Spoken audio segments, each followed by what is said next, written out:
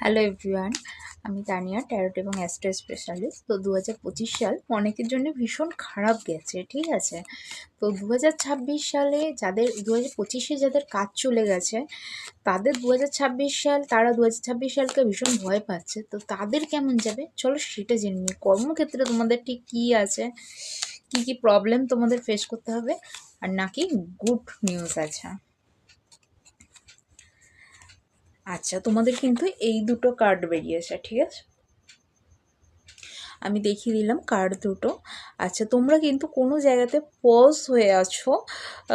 তো তোমাদের ইউনিভার্স থেকে তোমাদের এটাই মেসেজ আসছে যে তোমাদেরকে কিন্তু স্যারেন্ডার করতে হবে, তোমাদের কথার ওপর নিজেদেরকে কন্ট্রোল করতে হবে। শুধু তাই না, দেখতেই পাচ্ছ একটা মানুষ স্টাক হয়ে ঝুলছে, বাট তো তোমাকে ডিপলি ভাবতে হবে, ঠিক আছে।